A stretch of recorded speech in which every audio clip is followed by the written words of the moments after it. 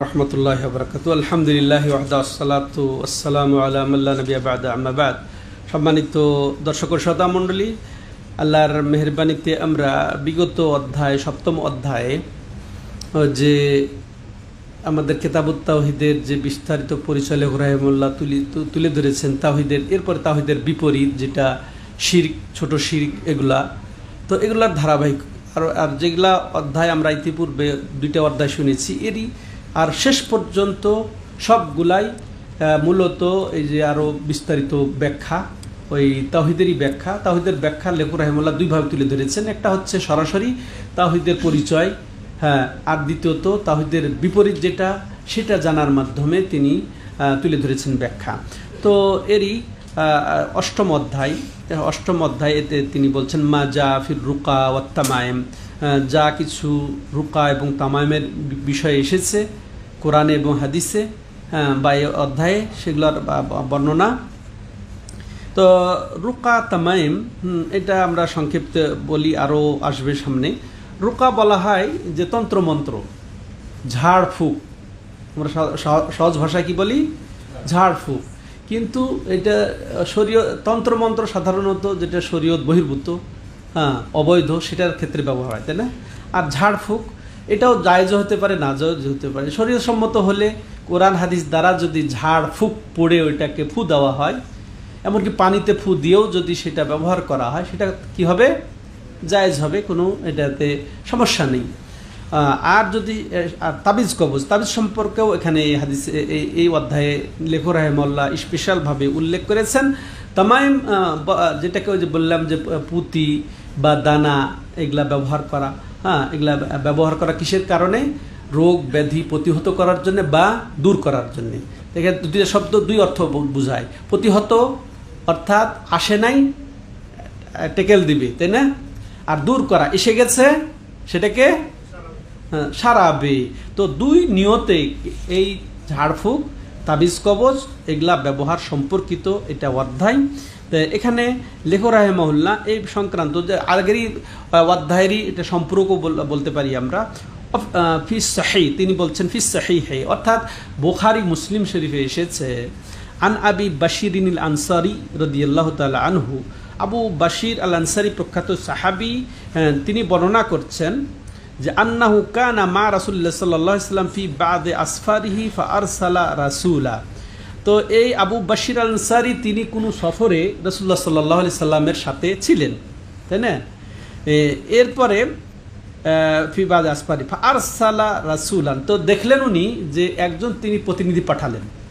তিনি গ্রামে বা এতে লোকালয়ে একটা প্রতিনিধি পাঠালেন। কি মর্মে প্রতিনিধি পাঠাচ্ছেন? আল্লাহ ইয়াবকায়ান্না ফি রাকাবাতি বাঈরিন কালাদাতুন মিন ওয়াতারিন আও কালাদাতুন ইল্লা কুতিআত। তিনি এই মর্মে একজন প্রতিনিধি পাঠিয়ে দিলেন লোকদের মাঝে যে সে যদি কোনো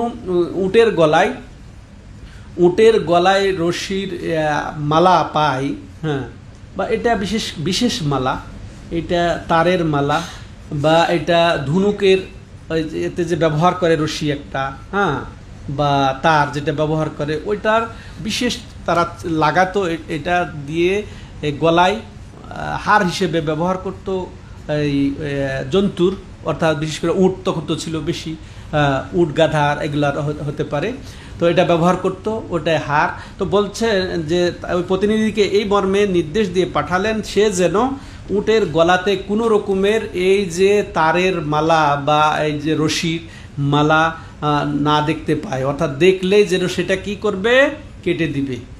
সেটা ধনুকের ওই রশির মতোই হোক, আর সাধারণ হার বা মালাই হোক না কেন উটের গলায়, সেটা দেখা মাত্রই যেন কেটে দেয়। চিন্তা করেছেন? আর এগুলো হয় আমাদের সমাজে, উটের গলায় ধরনের কোন নিয়তে, ওই যে রোগ ব্যাধি প্রতিহত বা দূর করার নিয়তে পেলে যেন সেটা কি কেটে দেওয়া হয়। তাহলে এটার সাথে অধ্যায়েরও সম্পর্ক হলো যে এগুলা তাবিজ কবচের অন্তর্ভুক্ত, এটা ঝুলানো জিনিসের অন্তর্ভুক্ত। তো এগুলা পাওয়া মাত্র কেটে দিতে হবে, সম্মানিত দর্শক ও শ্রোতা মণ্ডলী। আর এটা কিসের কারণে? এটা শিরকের অন্তর্ভুক্ত কারণ, যে এটা আল্লাহকে বাদ দিয়ে এগুলোর উপরে মানুষের ভরসা, এগুলার সম্পর্ক গড়া, আর দ্বিতীয়টা ঝুলানোটাও এসব নিয়তে শিরিক। এই কারণেই এই এই হাদিসটা লেখক রাহিমাহুল্লাহ এনেছেন। এর দ্বারা আমরা কি বুঝালাম যে এই ধরনের পশুর গলাতেও ঝুলানো, হার হিসেবে মালা সুতা এগুলা ঝুলানো, এটা শিরকের অন্তর্ভুক্ত, কারণ এগুলা তাবিজ, এগুলা হারাম।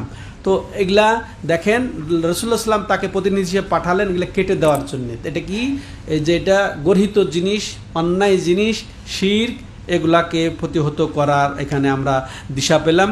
তারপরে যে এটা মানুষকে এভাবে প্রচার করা উচিত, যেগুলো শিরকি কর্মকাণ্ড এগুলা থেকে দূর করতে হবে, এগুলা আকীদার হেফাজতের কারণে এগুলা স্পষ্ট করা দরকার। এই মর্মে দেখেন আরেকটি হাদিস লেখক রাহিমাহুল্লাহ সংযুক্ত করছেন। ওয়ান ইবনে মাসউদিন রাদিয়াল্লাহু আনহু قال سمعت رسول الله صلى الله عليه وسلم يقول ان الرقى والتمائم والتوالى شرك রাহু আহমদ ওয়া আবু দাউদ।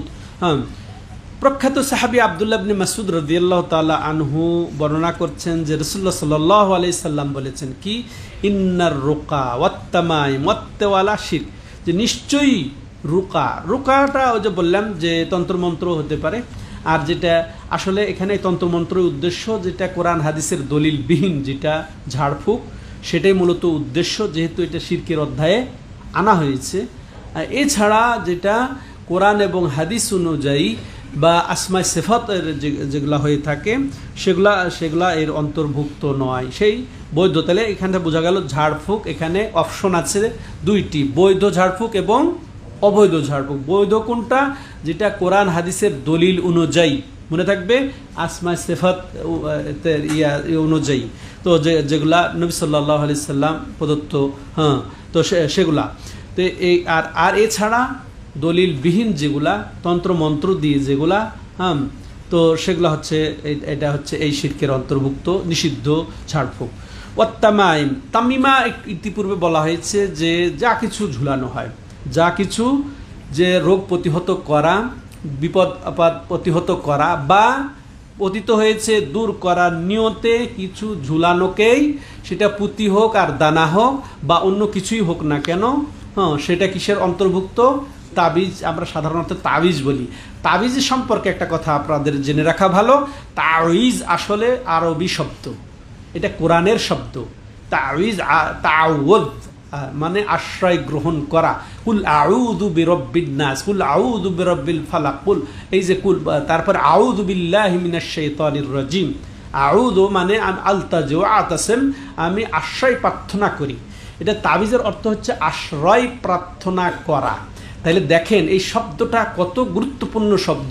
এটা যদি আল্লাহর কাছে আশ্রয় প্রার্থনা করেন ইবাদত, আল্লাহ ছাড়া গায়রুল্লাহর কাছে করলে এটা কি? শিরক। তাইলে এই তাবিজ কবজ যে ব্যবহার করে মানুষ, এটা কি আল্লাহর কাছে আশ্রয় প্রার্থনার জন্য ব্যবহার করে, নাকি ওই বস্তুটার উপরে বা যে দেয় তার উপরে, নাকি ওই জিনের উপরে আশ্রয় প্রার্থনা করে? বুঝে আসছে? সহজে বোঝার কথা। তাইলে এই তাবিজ হচ্ছে ওই যে জিনিসটার আশ্রয় নেওয়া হবে ওই রোগ ব্যাধি দূর করা বা প্রতিহত করার নিয়তে, ঠিক আছে? সেটা সুতা হোক, সেটা হচ্ছে পুঁতি হোক, সেটা দানা হোক, যাই কিছু হোক, এইটা তাহলে এইগুলা হচ্ছে, এটা হচ্ছে তামাইমের অন্তর্ভুক্ত। ওয়াত্তেওয়ালা, এই তিনটা শব্দ এই হাদিসে এসেছে। ওয়াত্তেওয়ালা, তেওয়ালা হচ্ছে কি, যে পুরুষ কিছু কর্ম করবে যে যাতে তার স্ত্রী তাকে কি ভালোবাসে, তো ঠিক এর বিপরীত মহিলা এমন কিছু কর্ম করবে যে তার স্বামী যেন তাকে ভালোবাসে। এই কর্মটাকে কি বলে? তেওয়ালা, যে শব্দ এখানে এসেছে। তো এইরকম কর্ম করা কি রাসূল কি বলছেন? শিরক। সুবহানাল্লাহ, এইরকম কর্ম করাটা শিরক। তাইলে এই যে এখানেও ওই শব্দ, ওই কথাটাই আমাদেরকে বুঝতে হবে। রাসূল সাল্লাল্লাহু আলাইহি ওয়াসাল্লাম শিরক বলেছেন, তাহলে সাধারণত শিরক এটা। আর এই সাধারণ শিরক বললে এটা কি হয়? ছোট শিরক হতে পারে। সাধারণ ঝাড়ফুঁক, সাধারণ যদি তাবিজ কবজ, সাধারণ যদি ওই কর্মটা করে যে স্বামী স্ত্রীর যে ভালোবাসা সৃষ্টিকারী কর্ম, ওটা যদি সাধারণভাবে করে, এটাকে ওসিলা মনে করে, তাহলে সেটা কি হবে? ছোট শিরক। কিন্তু এটাই যদি সে মনে করে যে এইটাই আমার এই কর্মটা করে দেবে, এইটাই আমাকে আরোগ্য দান করে দিবে, এইটাই আমার বালা মুসিবত দূর করে দিবে, বুঝে আসছে? তাহলে কি হবে তখন? সাবধান। তো শিরক, তো এটা গেল। এর থেকে তাহলে এই হাদিস থেকে আমরা যেটা বুঝতে পারলাম যে আকীদাকে কিভাবে সংরক্ষণ করেছেন নবী সাল্লাল্লাহু আলাইহি সাল্লাম, তাই না? আমাদেরকেও ঠিক এই আমাদের নিজের থেকে, নিজের পরিবার থেকে, নিজের সমাজ থেকে এইভাবে এই অপকর্মগুলা, এই অপকর্মগুলা, এই শিরকি কর্মকাণ্ডগুলা সাথে ক্ষেত্রে তৎপর হতে হবে যাতে কেউ এই ক্ষেত্রে পতিত না হয়। তেমনইভাবে আমরা বুঝলাম যে এই ধরনের কোনো কিছু ব্যবহার করাটা শিরকের অন্তর্ভুক্ত, সেটাও বুঝলাম। আর যে তিনটি জিনিস এখানে উল্লেখ করা হয়েছে, এই যে অবৈধ ঝাড়ফুঁক এবং এই যে তাবিজ কবচ এবং তেওয়ালা কর্ম করা, এটা হচ্ছে কি শিরকের অন্তর্ভুক্ত। সম্মানিত দর্শক ও শ্রোতা মণ্ডলী, এবার আসেন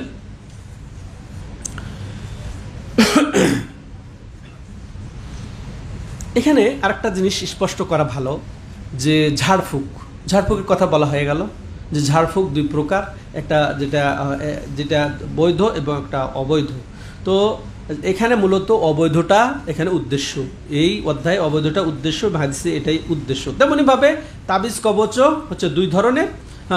একটা হচ্ছে কি যেটা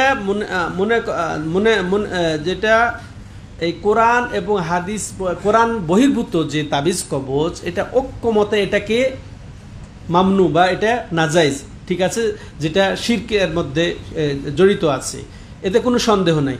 কিন্তু যেটা কোরআন লিখে যেটা তাবিজ কবজ দেওয়া হয়, এই ক্ষেত্রে ওলামায়ে কেরাম কিছু মতভেদ করেছেন। কি যে কোরআন থেকে হলে কেউ বলেছেন জায়েজ, কেউ বলেছে, অধিকাংশ নয়, কেউ বলেছেন জায়েজ, কিন্তু অধিকাংশের কাছে এটা না জায়েজ। কিন্তু এটা হচ্ছে সঠিক মত। কোরআন হাদিস দিয়েও যদি কেউ তাবিজ লেখে বা কুল হলত তিন কুল লেখে, ফাতেহা লেখে, এটাও না জায়েজ। যদিও কেউ জায়েজ বলেছে, ওটাতে আমরা যাব না। না জায়েজ কি কারণে সেটাও শুনেন। 3 কারণে না জায়েজ, যেটা শেখ সালেহ ফাউজান হাফিজাহুল্লাহ উল্লেখ করেছেন তার এই ব্যাখ্যাতে, যেটা বিস্তারিত ব্যাখ্যা, ওটাতে এখানে 2টা উল্লেখ করেছেন তিনি।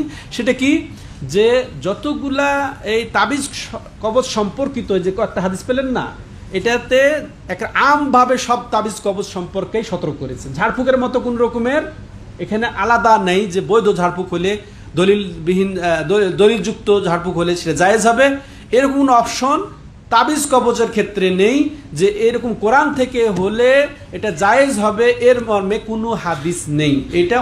এটা ওলামাদের কারো উক্তি মাত্র, কিন্তু দলিল নেই। কিন্তু ঝাড়ফুঁক এটা নবী সাল্লাল্লাহু আলাইহি ওয়াসাল্লাম করেছেন, করানো হয়েছে, এটা দলিল আছে, তাই না?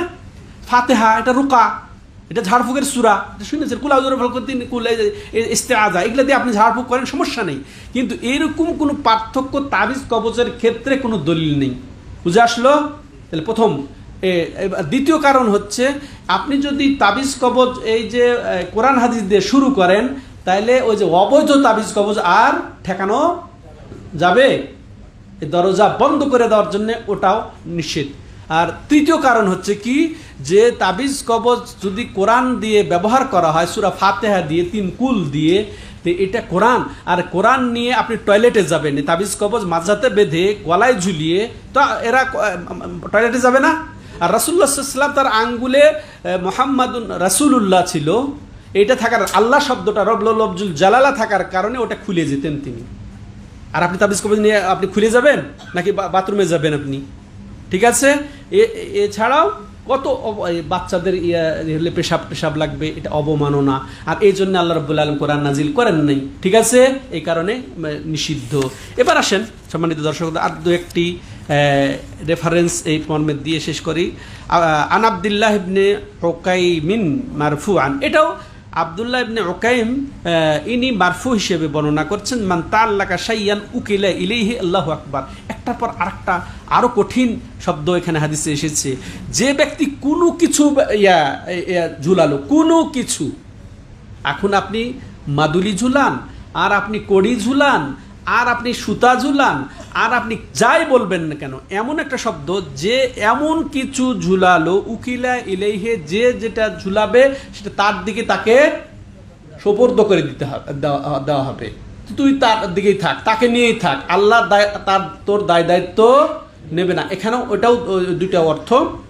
অর্থাৎ যে ব্যক্তি আল্লাহ থেকে দৃষ্টি সরিয়ে নিয়ে আল্লাহর সাহায্য বাদ দিয়ে আল্লাহর উপরে ভরসা বাদ দিয়ে কোনো কিছুর উপরে ভরসা করলো, কোনো দিকে দৃষ্টি দিল বা ওই জিনিসটা তাকে ঝুলালো, কর্ম হিসেবে ব্যবহার করলো, আল্লাহ রাব্বুল আলামিন কি করবেন? তার দিকে তাকে ছেড়ে দিবেন, সুপর্দ করে দিবেন, তুই তাকে নিয়েই থাক। বুঝে আসছে? বিস্তারিত ব্যাখ্যার দরকার নেই। তাহলে বোঝা গেল কি এর থেকে যে যা কিছু আল্লাহকে বাদ দিয়ে যে অন্যের কাছে অন্যর দিকে যাবে, অন্যর দিকে সম্পর্ক গড়বে এই বালা মুসিবতের জন্যে, হ্যাঁ, তাহলে আল্লাহ রাব্বুল আলামিন তার দায় দায়িত্ব নেবেন না, মুক্ত হয়ে যাবেন। তেমনি ভাবে যে আল্লাহ রাব্বুল আলামিনের ওপরেই আমাদের সব কিছুতে ভরসা রাখতে হবে, হ্যাঁ, সম্পর্ক রাখতে হবে। তেমনি এর দ্বারা আমরা বুঝতে পারলাম যে শিরক করলে তার কঠিন অবস্থা, ভয়াবহ না, এটা তার প্রতি হুমকি না, হুঁশিয়ারি না যে আল্লাহ তার দায়িত্ব নেবে না। এর চেয়ে আর বড় বিপদ কিছু আছে যে আল্লাহ দায়িত্ব ছেড়ে দিচ্ছেন তার উপর থেকে? তেমনই ভাবে যে যেরকম করবে তার প্রতিদান পাবে, যেমন কর্ম তেমন ফল। তুই আল্লাহকে বাদ দিয়ে ওর দিকে গেছিস, তুই ওইটা নিয়েই থাক, ওটাই ফল, যেমন কর্ম তেমন ফল।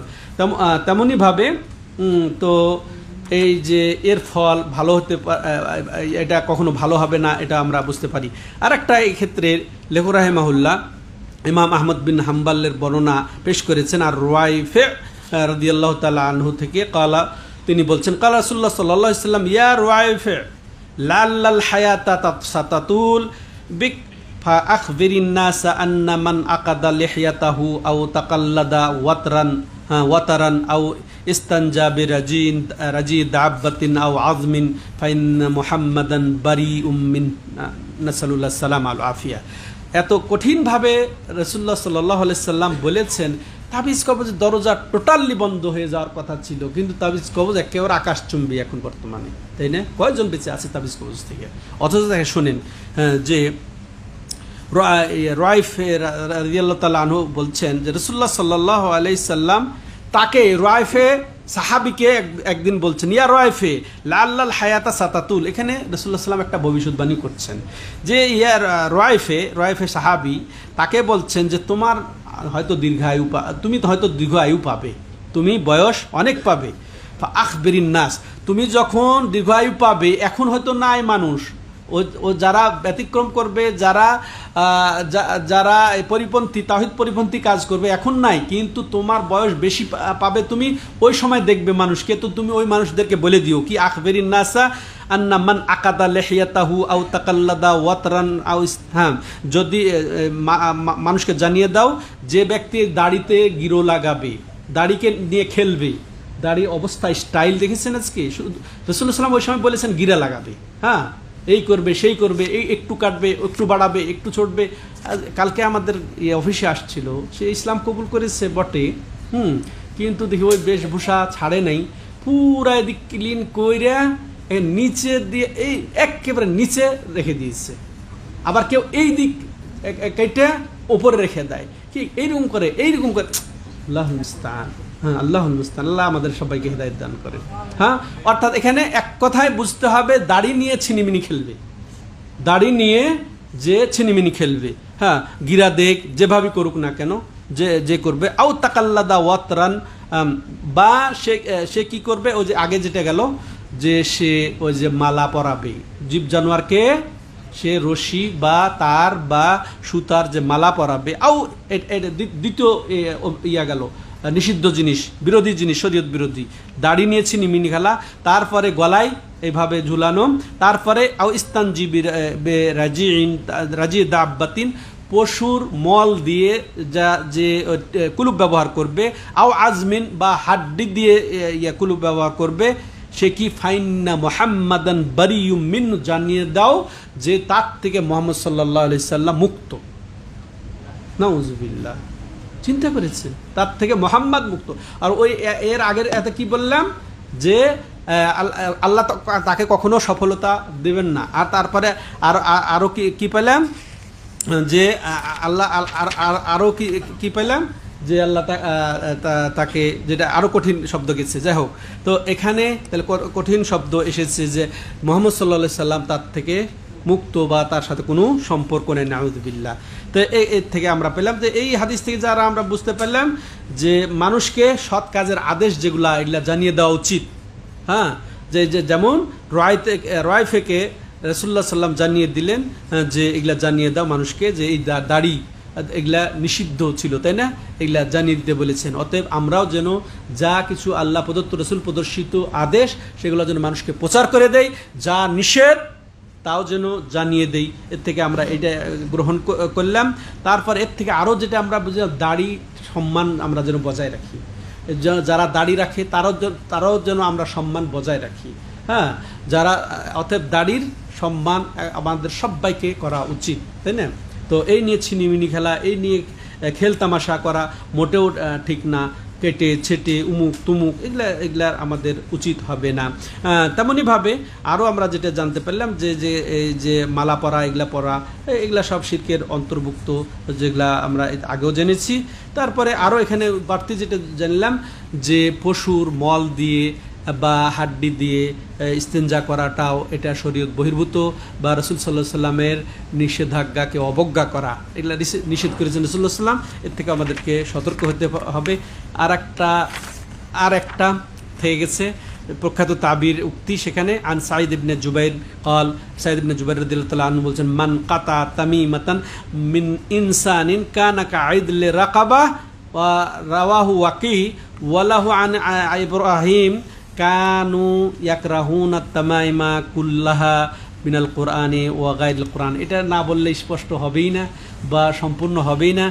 সম্মানিত দর্শক ও শ্রোতা মণ্ডলী, প্রখ্যাত তাবি সাঈদ ইবনে জুবাইর রাহিমাহুল্লাহ তিনি বলছেন, মান কাতা তামিমাতান, যে তাবিজ কাটলো কোনো মানুষের গলা থেকে, শুনবেন না তারপর কি প্রতিদান কি রাসূলুল্লাহ বলেছেন, এটা তারা যেহেতু ইয়েতে বর্ণনা করছেন, কানা কাঈদল রাকাবা, সে যেন একটা দাস মুক্ত করলো। চিন্তা করেছেন না? তার কারণ হচ্ছে যে তাবিজ কবজ গলাতে ঝুলিয়ে নিবে সে মূলত শয়তানের দাসত্বকে পরিয়ে নিবে, নিজের শৃঙ্খলিত হয়ে যাবে। বুঝে আসছে? এই জন্য ওটা কেটে যদি কেউ দেয় তাহলে তাকে দাসমুক্ত করলো, তাহলে সে মূলত আসলে আর একটা দাসমুক্তের সব পেল। বুঝে আসছে সামঞ্জস্য? ও রাহু ওয়াকি, আবার ওয়াকি থেকে বর্ণিত ওয়ালাহু, ইয়ানি ওই ওয়াকি বর্ণনা করছেন, এটা ওয়াকি এবং এটা ওয়াকি ওয়ালাহু, এবং ওয়াকির আরেক বর্ণনা আন ইব্রাহিম আন নাখাই, ইনি প্রখ্যাত তাবি, ফাকিহ তাবি, আব্দুল্লাহ ইবনে মাসউদ রাদিয়াল্লাহু তাআলা আনহুর ছাত্র। এবং তিনি বলছেন কানু ইয়াকরাহুনা, অর্থাৎ আব্দুল্লাহ ইবনে মাসউদ রাদিয়াল্লাহু তাআলা আনহুর যত সহচর ছিলেন, হ্যাঁ, যত ছাত্র ছিলেন, তারা সব মিলে এই তাবিজ, সম্পূর্ণ রূপের তাবিজকে তারা অপছন্দ করতেন, মিনাল কোরআন আর গায়রিল কোরআন। এবার স্পষ্ট হয়েছে, সেই তাবিজটা কোরআন থেকে হোক আর কোরআনের বাইরে হোক, সব ধরনের তাবিজকে তারা অপছন্দ করতেন। আর সালাফদের নিকটে মাকরু হচ্ছে কি, মাকরু তাহরিমি, এটা হারাম মনে করতেন। বুঝে আসছে সম্মানিত দর্শক ও শ্রোতা মণ্ডলী? ভালো করে শুনি। এই যে প্রখ্যাত তাবি ইব্রাহিম আন-নাখাই, ইনি আব্দুল্লাহ ইবনে মাসউদ রাদিয়াল্লাহু তাআলা আনহু, প্রখ্যাত সাহাবী আব্দুল্লাহ ইবনে মাসউদ রাদিয়াল্লাহু তাআলা আনহুর হচ্ছেন শাগরিদ, ছাত্র এবং গুরুত্বপূর্ণ ছাত্র। তো সবাই তারা অপছন্দ করতেন কি, সব ধরনের তাবিজ, সেটা কোরআন থেকে হোক আর কোরআনের বাইরে হোক। আল্লাহু আকবার। অথচ আমরা হানাফি সমাজ আবার আব্দুল্লাহ ইবনে মাসউদের ভক্ত দাবি করি। আমরা সব সাহাবার ভক্ত, আমরা সব সাহাবাকে রাদিয়াল্লাহু আনহুম বলি, সব সাহাবারা মাশাআল্লাহ। তো আমরা হানাফি মাযহাবের যারা মনে করি আমরা আব্দুল্লাহ ইবনে মাসউদ রাদিয়াল্লাহু তাআলা আনহু আমাদের মাযহাবের বেশি খিদমত করে গেছেন, ও এই কি ইব্রাহিম নাখাইর সূত্রে। অথচ দেখেন ইব্রাহিম নাখাই, হ্যাঁ, উনি বর্ণনা করছেন যে তারা সবাই, ইব্রাহিম নাখাই সহ যত আব্দুল্লাহ ইবনে মাসউদের সহচর, সবাই কোরআন এবং কোরআন ছাড়া অন্য সব কিছুর তাবিজকে তারা কি করতেন, হারাম মনে করতেন, তারা হারাম মনে করতেন। স্পষ্ট হয়েছে সম্মানিত দর্শক? তাহলে এই অংশ থেকে আমরা যেটা বুঝলাম যে তাবিজ কবজ কাটা দেওয়ারও ফজিলত আছে। সেটা ফজিলতটা কি? একটা দাস মুক্ত করা। সুবহানাল্লাহ। তাহলে এটা কি, যে একটা যে মুনকার অবৈধ কাজ, এটাকে অপ্রিয় কাজকে প্রতিহত করার শিক্ষা আমরা এখান থেকে পাচ্ছি। তেমনইভাবে তাবিজ কবজ ঝুলানো বা তার দিকে সম্পর্ক রাখা আল্লাহকে বাদ দিয়ে, এটাও শিরকের অন্তর্ভুক্ত, সেটাও আমরা বুঝতে পারলাম। আর আরও বুঝতে পারলাম যে কোরআন এবং কোরআন থেকে হোক, কোরআনের বাইরে হোক, সব ধরনের তাবিজ কবজই অবৈধ, এটাও আমরা বুঝতে পারলাম। আর এটাও বুঝতে পারলাম যে সালাফে সালেহিন, সাহাবাই কেরাম, তাবেইনে কেরাম কিভাবে তারা আকিদাকে সংরক্ষণ করার জন্য তৎপর ছিলেন, হ্যাঁ, কিভাবে তারা খেদমত করে গেছেন। তো আল্লাহ রাব্বুল আলামিন সেই খেদমত আমাদেরকেও করারও তৌফিক দান করেন। এই তাওহীদকে আল্লাহ রাব্বুল আলামিন যেন প্রতিষ্ঠা করার এবং এটাকে সুসংরক্ষিত করার, এবং এর বিপরীত যেটা শিরক, তারপরে ছোট শিরক, এগুলাকে উৎখাত করার তৌফিক দান করেন। হাদা হুয়া ওয়া সাল্লাল্লাহু আলা নবিয়িনা মুহাম্মদ ওয়া আলা আলিহি ওয়া সাহবিহি আজমাইন। সুবহানাকাল্লাহুম্মা ওয়া বিহামদিকা আশহাদু আল্লা ইলাহা ইল্লা আনতা আস্তাগফিরুকা।